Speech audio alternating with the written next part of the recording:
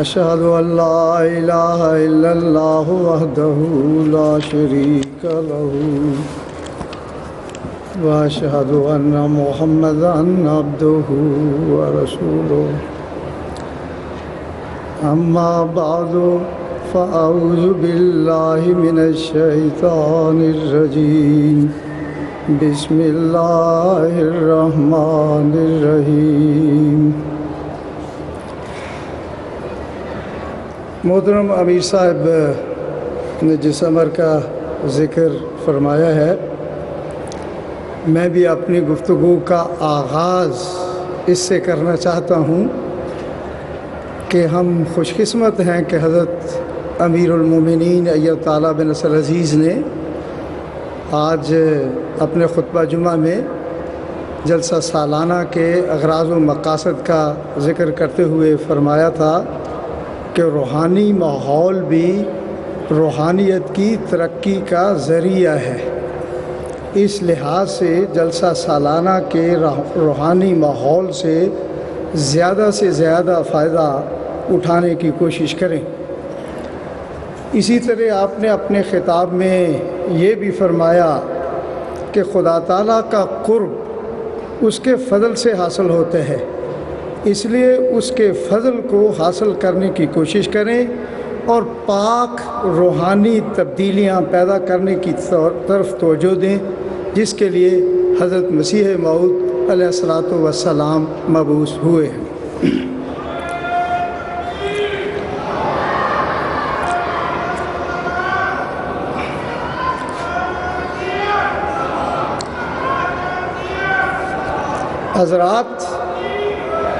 حضرات اللہ تعالیٰ نے انسان کو بعض ایسی صلاحیتوں سے نواز رکھا ہے جن میں اس کی ہر قسم کی ظاہری اور باطنی ترقیات کا راز پنہاں ہے۔ ان میں سے فہم و ادراک، اچھے برے، نیکی بدی اور نفع نقصان کی پہچان وغیرہ سر فہرست ہیں۔ انسانی فطرت میں ودیع کی گئی ان اہم ترین صلاحیتوں کا ذکر کرتے ہوئے اللہ تعالیٰ اپنے پاک کلام میں فرماتا ہے فَأَلْهَمَهَا فُجُورَهَا وَتَقْوَاهَا قَدْ أَفْلَحَ مَنْ زَكَّاهَا وَقَدْ خَابَ مَنْ دَسَّاهَا۔ اس اللہ نے نفس پر اس کی بدکاری کی راہوں کو بھی اور اس کے تقویٰ کے راستوں کو بھی اچھی طرح کھول دیا ہے۔ جس نے اس نفس کو پاک کیا وہ تو سمجھو کہ اپنے مقصود کو پا گیا، اور جس نے اسے مٹی میں گاڑ دیا سمجھ لو کہ وہ نامراد ہو گیا۔ اصل میں یہ آیات خلاصہ انسانی فطرت کے اس اصول کا جس کا خاکسار نے ذکر کیا ہے۔ اگر تو انسان ان خداداد صلاحیتوں سے کام لیتے ہوئے اس کے بتائے ہوئے اصولوں کے مطابق زندگی بسر کرتا ہے تو وہ زندگی کے اصل مقصد کی راہوں پر گامزن ہو کر ترقی کی منازل طے کرتا چلا جاتا ہے۔ بصورت دیگر اس جہان میں بھی خائب و خاسر رہتا ہے اور اگلے جہان میں بھی سزا کا مستحق قرار پاتا ہے۔ اللہ تعالیٰ جو احسن الخالقین ہے نے جب انسان کو پیدا کیا تو ساتھ ہی اس کی جسمانی اور روحانی زندگی کی بقا کے انتظامات بھی کر دیے۔ جسمانی زندگی کی بقا کے لیے مناسب خوراک، لباس، پانی، ہوا وغیرہ کا انتظام کیا، اور روحانی زندگی کی بقا اور ترقی کے لیے انبیاء کا سلسلہ جاری کر دیا۔ انبیاء کا یہ پاکیزہ گروہ اپنے اپنے وقت پر لوگوں کے حالات اور ظرف کے مطابق ان کی ایسی راہوں کی طرف رہنمائی کرتا چلا آیا ہے جن پر چل کر ایک طرف تو وہ اپنے پیدا کرنے والے کے حقوق پہچاننے اور ادا کرنے کے قابل ہوں، اور دوسری طرف ایک دوسرے کے ساتھ پیار، محبت، اخوت اور امن و سلامتی کے ساتھ زندگی بسر کرنے والے بنے۔ انبیاء انہیں اندھیروں سے نکال کر نور کی طرف لاتے رہے اور ان کو نقصان دہ باتوں سے آگاہ کرتے اور روکتے اور فائدہ مند باتوں کے کرنے کا حکم دیتے تاکہ وہ اپنی پیدائش کے مقصد کے حصول کی راہوں پر کامیابی سے گامزن رہ سکیں۔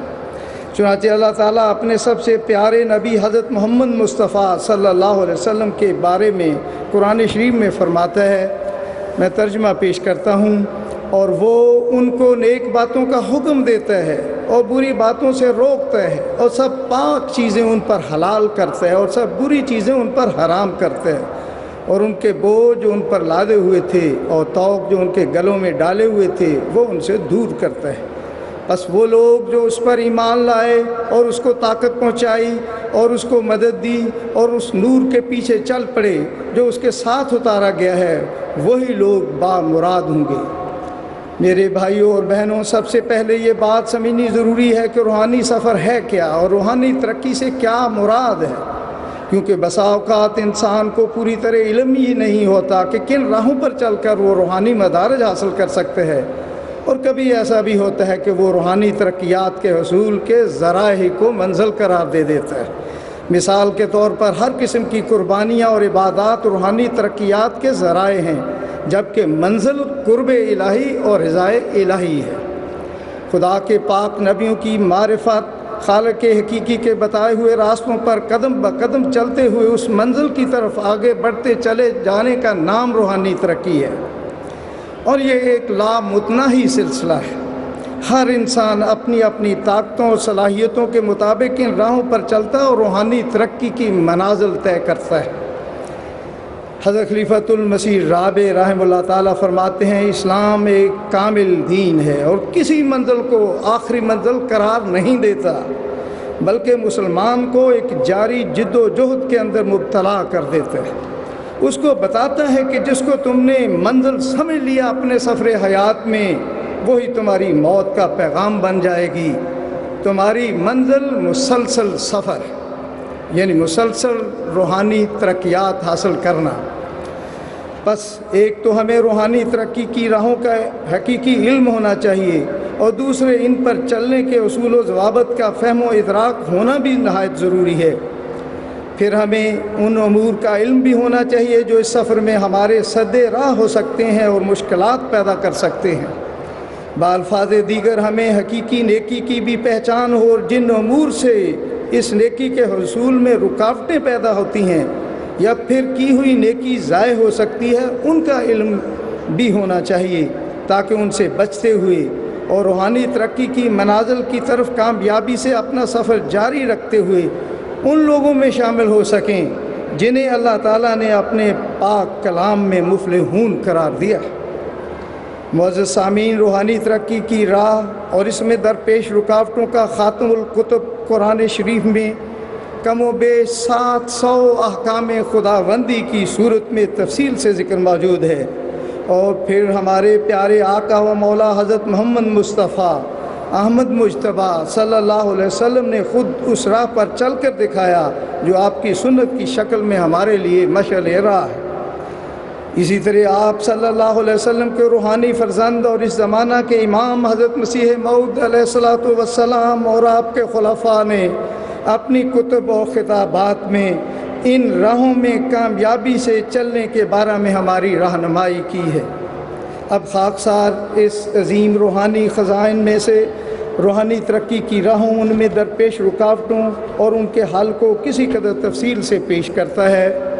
قرآن کریم کی سورۃ المؤمنون میں فلاح پانے والے مومنوں کی 2 قسم کی صفات بیان کی گئی ہیں، یعنی جہاں وہ نیکیاں بجا لاتے ہیں وہ ساتھ ہی منکرات سے بھی پرہیز کرتے ہیں، جو دراصل روحانی ترقی کی راہ کی رکاوٹیں ہیں۔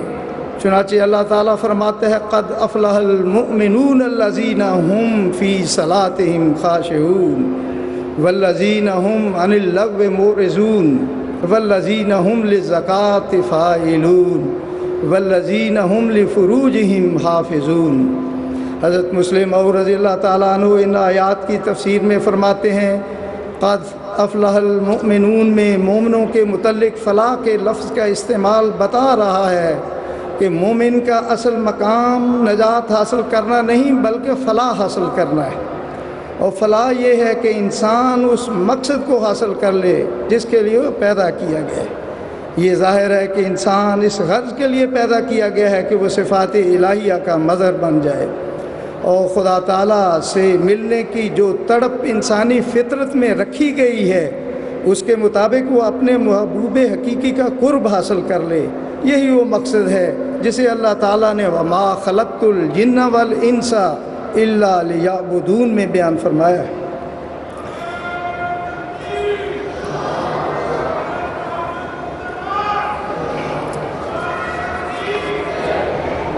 چنانچہ اس صورت میں اللہ تعالیٰ روحانی اور جسمانی پیدائشوں کو بالمقابل بیان کر کے پہلے روحانی پیدائش کا ذکر کرتا ہے اور فرماتا ہے کہ مومن کامیاب ہو گئے جو اول اپنی نمازوں میں خشوع و خضوع اختیار کرتے ہیں اور پھر اس سے ترقی کر کے وہ اس مقام تک پہنچ جاتے ہیں کہ ہر قسم کی فضول اور بے فائدہ باتوں سے پرہیز کرنے لگ جاتے ہیں، یعنی وہ ان تمام کاموں سے اجتناب کرتے ہیں جن کا کوئی عقلی فائدہ نظر نہ آتا ہو۔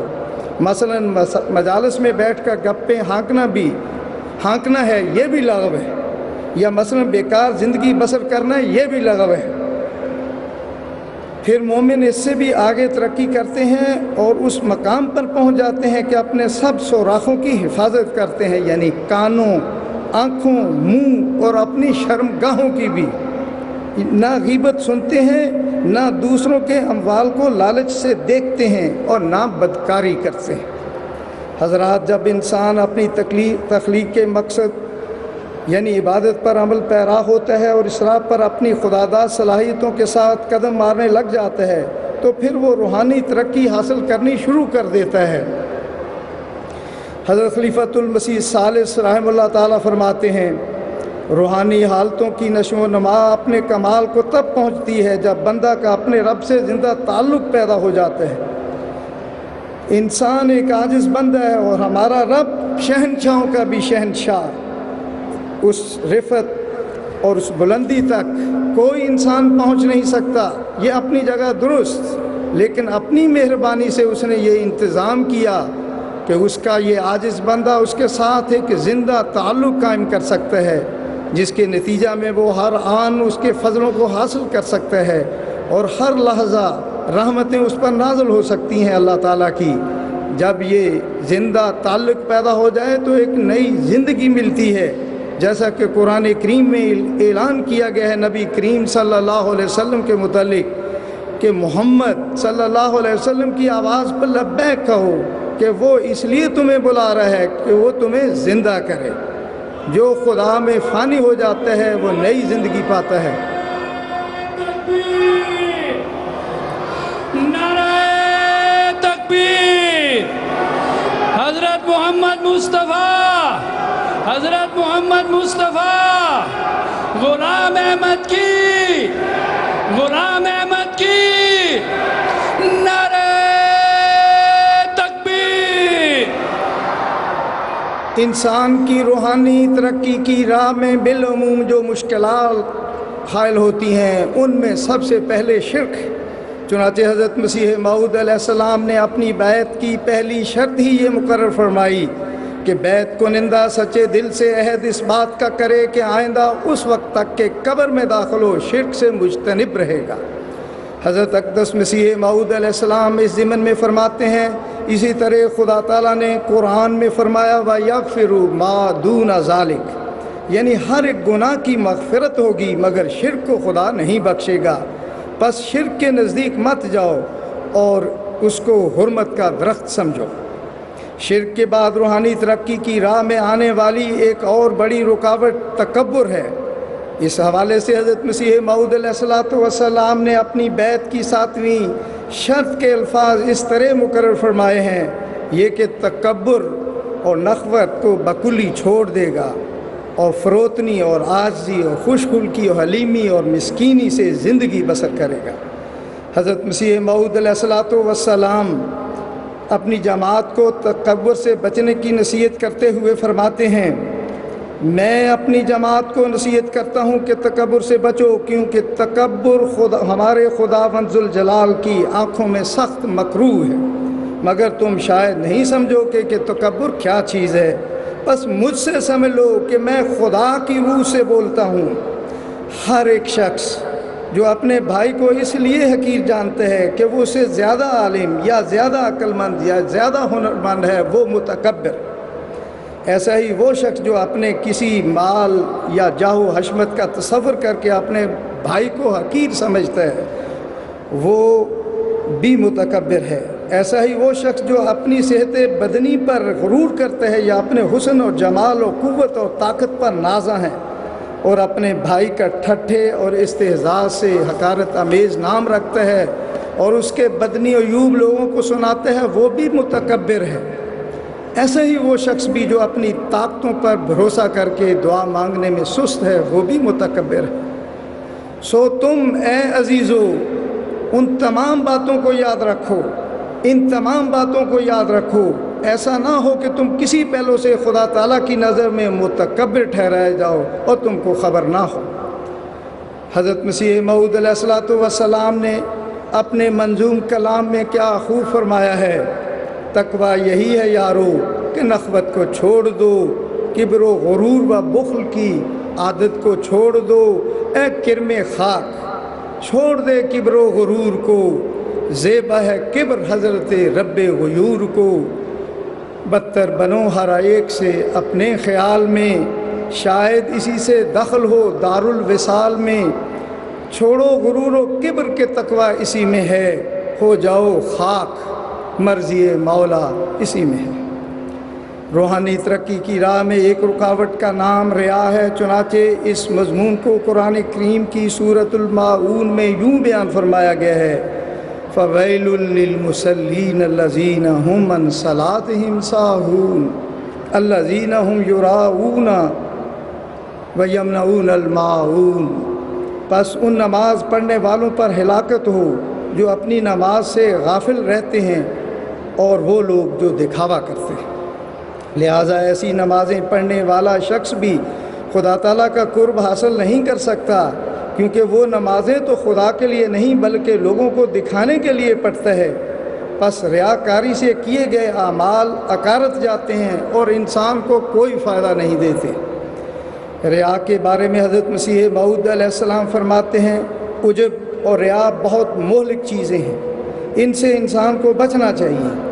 انسان ایک عمل کر کے لوگوں کی مدح کا خواہاں ہوتا ہے، بظاہر وہ عمل عبادت وغیرہ کی صورت میں ہوتا ہے جس سے خدا تعالیٰ راضی ہو، مگر نفس کے اندر ایک خواہش پنہاں ہوتی ہے کہ فلاں فلاں لوگ مجھے اچھا کہیں، اس کا نام ریا ہے۔ روحانی ترقی کی راہ میں غیبت بھی ایک بڑی رکاوٹ ہے۔ یہ ایک ایسی بیماری ہے جو انسان کی نیکیوں کو کھا جاتی ہے، چنانچہ اللہ تعالیٰ فرماتے ہیں، لا یغتب بعضکم بعضا ایحب احدکم ان یاکل لحم اخیہ میتا، یعنی تم میں سے بعض کی غیبت نہ کیا کریں، کیا تم میں سے کوئی اپنے مردہ بھائی کا گوشت کھانا پسند کرے گا؟ حضرت صلی اللہ علیہ وسلم نے فرمایا، تمہیں معلوم ہے غیبت کیا ہے؟ صحابہ نے عرض کیا، اللہ اور اس کا رسول بہتر جانتے ہیں۔ آپ صلی اللہ علیہ وسلم نے فرمایا، اپنے بھائی کا اس کی پیٹھ پیچھے اس رنگ میں ذکر کرنا جسے وہ پسند نہیں کرتا۔ عرض کیا گیا، اگر وہ بات جو کہی گئی ہے سچ ہو، میرے بھائی میں وہ موجود ہو، تب بھی یہ غیبت ہوگی۔ آپ صلی اللہ علیہ وسلم نے فرمایا، اگر وہ عیب اس میں پایا جاتا ہے جس کو تو نے اس کی پیٹھ پیچھے ذکر کیا تو یہ غیبت ہے، اور اگر وہ بات جو تو نے کہی ہے اس میں پائی ہی نہیں جاتی تو یہ اس پر بہتان ہے۔ روحانی ترقی کی راہ میں ایک اور رکاوٹ بدظنی ہے۔ اس کی تفصیل کو چھوڑتے ہوئے میں آگے یہ ذکر کرنا چاہتا ہوں کہ تمام منکرات جن کا قرآن و حدیث میں ذکر ہے روحانی ترقی کی راہ کی رکاوٹیں ہیں۔ اس سے نہ بچنے والوں کے نیک اعمال بھی انہیں کچھ فائدہ نہیں دے سکتے اور خدا کے حضور سے دھتکار دیے جاتے ہیں۔ ان میں سے بعض کا ذکر ایک حدیث مبارکہ میں اس طرح آتا ہے، ہمارے آقا و مولا حضرت محمد مصطفیٰ احمد مجتبیٰ صلی اللہ علیہ وسلم نے ایک دفعہ حضرت معاذ رضی اللہ تعالیٰ عنہ سے بیان فرمایا۔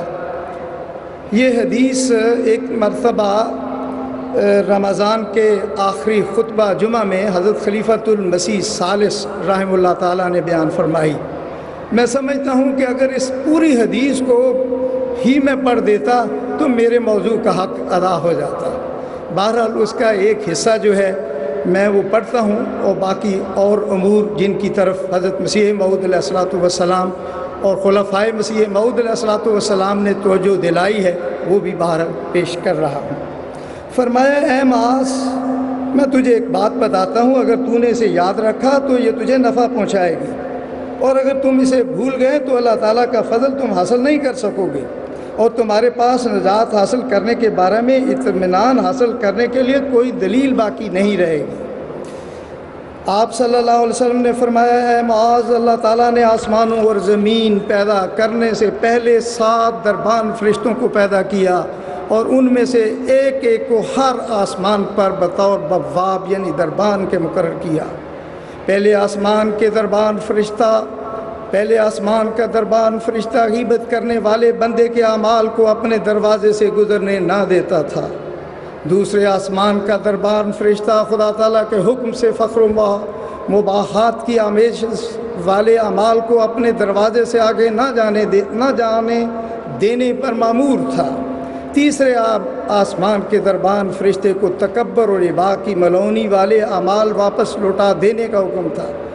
چوتھے آسمان کا دربان فرشتہ خود پسندی والے اعمال کو اپنے دروازے سے واپس کر دینے کا پابند تھا۔ پانچویں آسمان کا دربان فرشتہ ہر حسد کرنے والے کے اعمال کو دھتکار دیتا تھا۔ چھٹے آسمان کا دربان فرشتہ ایسے اعمال کو اپنے دروازے سے گزرنے نہ دیتا جو کسی بے رحم انسان کو نے بجائے لائے ہوتے۔ ساتویں آسمان کا دربان فرشتہ ایسے اعمال کو رد کرتا جو خالصتاً خدا تعالیٰ کی رضا کے حصول کی بجائے کسی غیر اللہ کی خاطر کیے گئے تھے۔ نبی کریم صلی اللہ علیہ وسلم نے فرمایا کہ بعض اعمال ایسے بھی ہوتے ہیں جو ان 7 دروازوں سے گزرنے کے بعد بھی اللہ تعالیٰ کی بارگاہ میں مقبول نہیں ہوتے۔ فرشتے ان اچھے اعمال کو گواہ ہوتے ہیں، لیکن اللہ تعالیٰ فرشتوں سے فرماتا ہے کہ تمہیں تو میں نے اعمال کی حفاظت اور انہیں تحریر کرنے کے لیے مقرر کیا ہے، تم صرف انسان کے ظاہری اعمال دیکھتے ہو اور انہیں لکھ لیتے ہو، اور میں اپنے بندے کے دل کو دیکھتا ہوں۔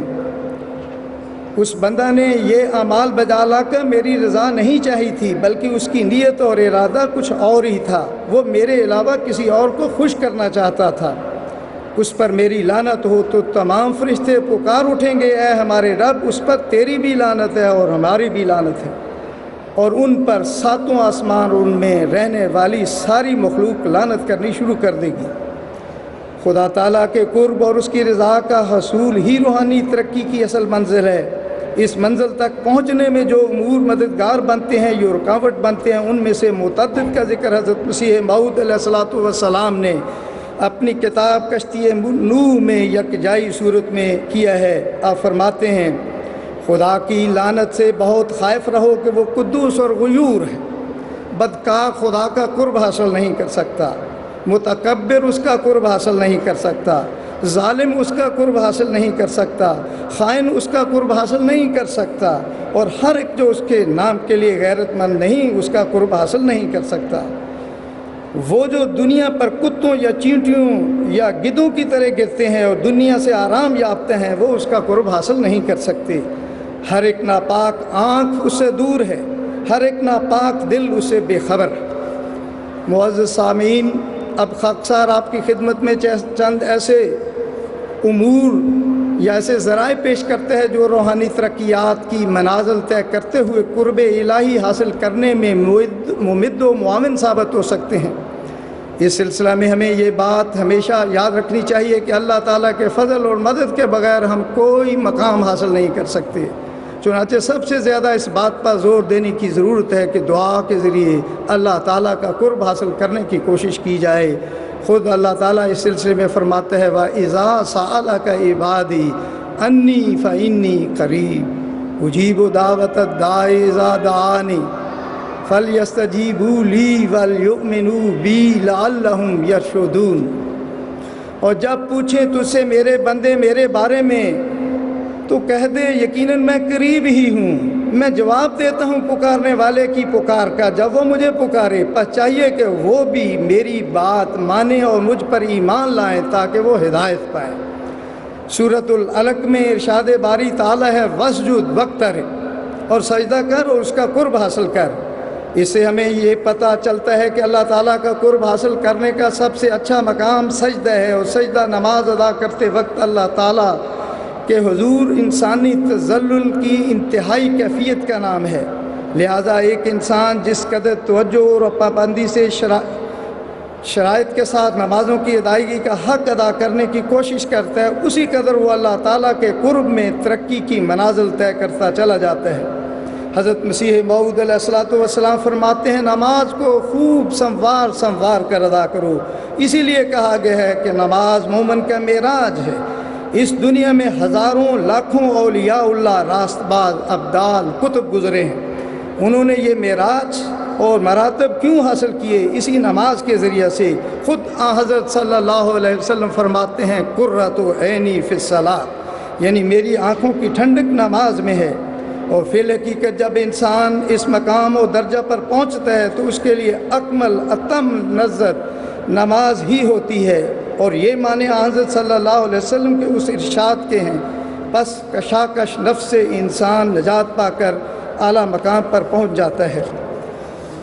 میرے بھائیوں اور بہنوں، نماز روحانیت کا سرچشمہ، ہدایت کا منبع، معرفت الہی کا ذریعہ اور برکات سماویہ اور انوار روحانیہ کا محبت ہے۔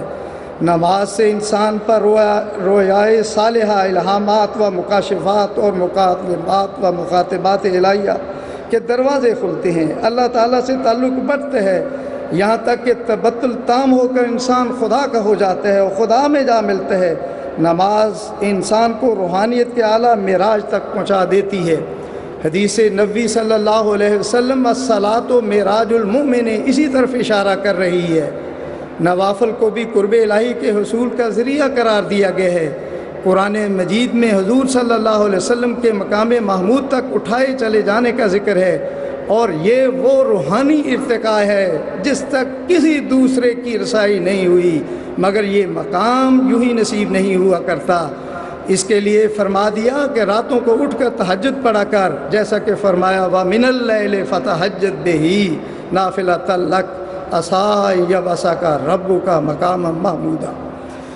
سیدنا حضرت امیر المومنین خلیفۃ المسیح الخامس سید اللہ تعالیٰ بن نصر العزیز نے اپنے خطبہ جمعہ فرمودہ 28 نومبر 2003 میں جماعت کو قرب الہی کی طرف توجہ دلاتے ہوئے ایک حدیث قدسی بیان فرمائی۔ اللہ تعالیٰ فرماتے ہیں جو شخص کوئی نیکی کرتا ہے اس کو 10 گنا بلکہ اس سے بھی زیادہ ثواب میں دوں گا، اگر برائی کرتا ہے تو اس کو اس برائی کے برابر سزا دوں گا یا اسے بخش دوں گا۔ اور جو شخص ایک بالشت میرے قریب ہوتا ہے میں 1 گز اس کے قریب ہوتا ہوں، جو 1 گز میرے قریب ہوتا ہے میں 2 گز اس کے قریب ہوتا ہوں، اور جو میرے پاس چلتے ہوئے آتا ہے میں اس کی طرف دوڑتے ہوئے جاتا ہوں۔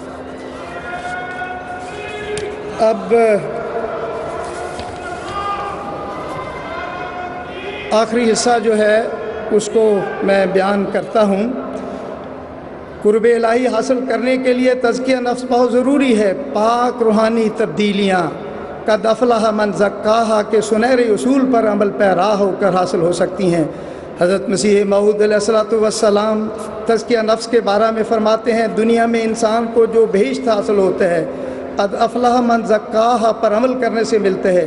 جب انسان عبادت کا اصل مفہوم اور مغز حاصل کر لیتا ہے تو خدا تعالیٰ کے انعام و اکرام کا پاک سلسلہ جاری ہو جاتا ہے، اور جو نعمتیں آئندہ بعد مردن ظاہری، مرئی اور محسوس طور پر ملے گی وہ اب روحانی طور پر پاتا ہے۔ حضرت خلیفۃ المسیح الخامس سید اللہ تعالیٰ بن نصر العزیز فرماتے ہیں اللہ تعالیٰ کا حضرت مسیح موعود علیہ السلام سے جماعت کی ترقیات کا وعدہ ہے، اور وہ سچے وعدوں والا خدا ہے، اور اس کے وعدے پورے ہوتے ہوئے ہم نے ماضی بھی میں دیکھے، آج بھی دیکھ رہے ہیں اور آئندہ بھی انشاءاللہ دیکھیں گے۔ لیکن ہر فرد جماعت کو ہمیشہ یہ ذہن میں رکھنا چاہیے کہ اس کی ذات وعدوں کے پورا ہونے کی مصداق تب بنے گی جب اپنے تزکیہ کی طرف توجہ دے گا۔ اللہ تعالیٰ نے تزکیہ نفس کے لیے، برائیوں سے بچنے کے لیے نماز کو ایک بہت بڑا ذریعہ قرار دیا ہے۔ حضرت مسیح موعود علیہ الصلوۃ والسلام حضرت خلیفۃ المسیح الخامس سید اللہ تعالیٰ بن نصر العزیز نے حضرت سید داؤد مظفر شاہ صاحب کی وفات پر 11 مارچ 2011 کو جو خطبہ ارشاد فرمایا اس میں حضرت مسیح موعود علیہ السلام کے صحابہ کے تزکیہ نفس حاصل کرنے کا ذکر فرمایا، اور فرمایا کہ حضرت مسیح موعود علیہ الصلوۃ والسلام کے صحابہ نے بھی اپنے اندر غیر معمولی تبدیلیاں پیدا کیں، اور پھر آگے اپنی نسلوں میں منتقل کرنے کی کوشش کی۔ نیز فرمایا کہ تزکیہ نفس کی جن خصوصیات کا حضرت مسیح موعود علیہ السلام نے ذکر فرمایا ہے وہ اس بزرگ یعنی حضرت سید داؤد مظفر شاہ صاحب میں ہمیں نظر آتی ہیں۔ حضرات خاکسر عاجز کو بھی بعض صحابہ حضرت مسیح موعود علیہ السلام کو دیکھنے اور ملنے کا موقع ملا ہے۔ ان کی اولاد سے نہ صرف ملنے کا موقع ملا بلکہ ان سے بھی بہت فیض بھی حاصل کیا۔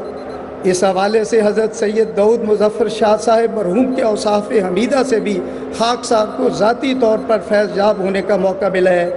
1950 کی دہائی کے ابتدائی سالوں میں خاک صاحب کو اس بزرگ کو دیکھنے کا کئی بار موقع ملا۔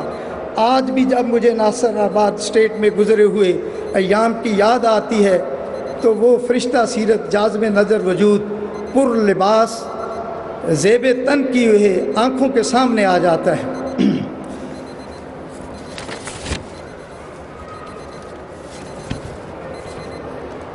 ہم سب کا فرض ہے کہ ہم آزادانہ راہیں اختیار کرتے ہوئے آگے بڑھیں اور جو راہیں ہمارے لیے کھولی گئی ہیں ان پر قدم با قدم آگے بڑھیں اور بڑھتے چلے جائیں اور قرب اور رضائے الہی حاصل کرنے والے بنیں اور دنیا پر آشکار کر دیں کہ آج اگر عافیت کے حصار میں ہیں تو ہم ہی وہ غلامان مسیح موعود ہیں جنہوں نے اس زمانہ کے حسن حسین کے ہاتھوں میں ہاتھ دیے ہیں۔ یہی ہمارا امتیاز ہے اور کسی دنیا دار مخالف کی یہ مجال نہیں کہ وہ قرب خدا بندی اور رضائے الہی کا یہ مقام حاصل کر سکے۔ یہ رفیع الشان مقام صرف اور صرف ہم غلامان مسیح موعود علیہ السلام کے لیے مخصوص ہے اور اس مقام کی لاج رکھنا ہمارا اولین فرض ہے۔ وآخر دعوانا ان الحمدللہ رب العالمین۔ تکبیر! اسلام احمدیت حضرت محمد مصطفیٰ غلام احمد کی